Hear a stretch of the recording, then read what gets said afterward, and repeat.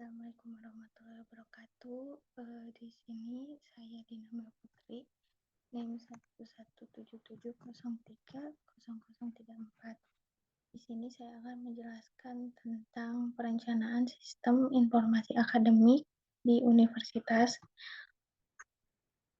Yang daftar isinya itu yang pertama ada pendahuluan, metodologi penelitian, dan hasil pembahasan. Dalam pendahuluan ini, dalam era transformasi digital, peran teknologi informasi ini menjadi sangat penting karena untuk meningkatkan efisiensi operasional di berbagai sektor, termasuk perguruan tinggi. Karena di salah satu perguruan tinggi atau universitas ini sangat berperan penting dalam mencetak sumber daya manusia yang unggul, tidak terkecuali dari tantangan dan peluang yang ditawarkan oleh teknologi. Kemudian, perencanaan sistem akademik di universitas menjadi suatu kebutuhan untuk menghadapi dinamika lingkungan yang semakin berkembang. Selanjutnya, dalam sistem akademik ini tidak hanya bermanfaat bagi mahasiswanya, tapi sangat bermanfaat untuk dosen dan petugas atau di stakeholder lainnya. Kemudian ada metodologi penelitian. Yang pertama ada di dalam metodologi penelitian ini menggunakan metodologi sistem development life cycle dengan model prosesnya itu waterfall dan berikut tahapan model perancangannya.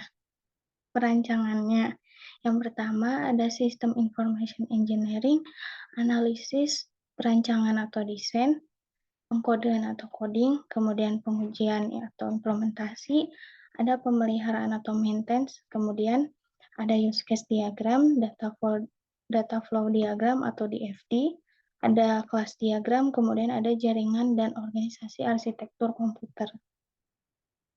Kemudian di hasil dan pembahasan ini, yang pertama di use case diagram.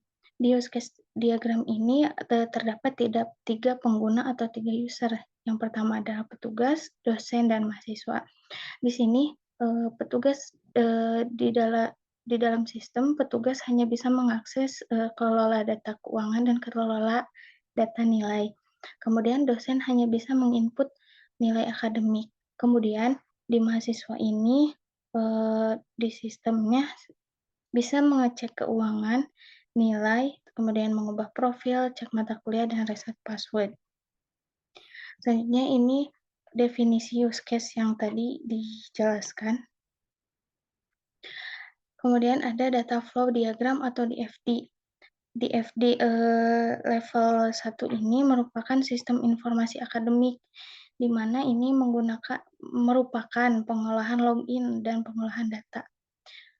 Dalam sistem ini, source-nya itu ada dosen, mahasiswa, dan petugas. Kemudian yang di-inputnya itu data login.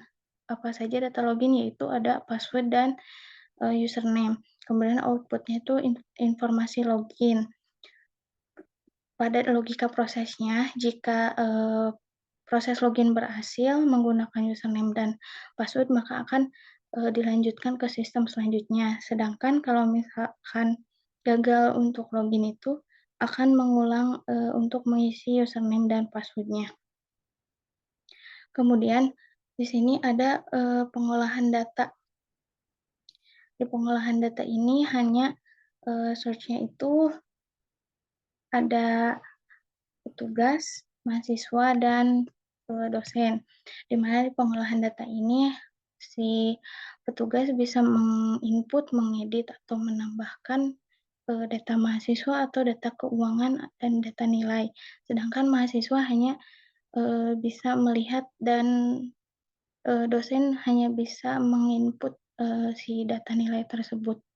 Kemudian si petugas juga bisa mengelola data mahasiswanya, apakah itu akan ditambah, diedit, atau dihapus. Kemudian ada DFD di level 2, pengolahan data nilai. Di sini eee, search-nya itu petugas dan dosen, kemudian di inputannya itu data nilai akademik, data nilai, dan data mahasiswa. Kemudian, eee, di sini, eee, input maaf, output-nya itu informasi data mahasiswa, informasi, data nilai, dan informasi, laporan transkrip nilai. Logika prosesnya, di sini petugas akan, mendapatkan data nilai akademik dari dosen, kemudian akan diolah oleh si petugas dan, akan diinputkan, ditambah atau diedit, bahkan dihapus, dalam sistem. Kemudian di begitupun sama dengan pengolahan data keuangan. Nah, di sini di level 3 pengolahan data keuangan itu, search-nya itu hanya petugas dan mahasiswa. Inputnya itu data keuangan dan data mahasiswanya, outputnya itu informasi tentang data keuangan dan informasi tentang data mahasiswa. Logika prosesnya hampir sama dengan di FD di level 2, yaitu petugas, eee, petugas bisa mengedit, atau menambah atau menghapus data keuangan dari mahasiswa itu dan, eee, bisa mencetak hasil data keuangan.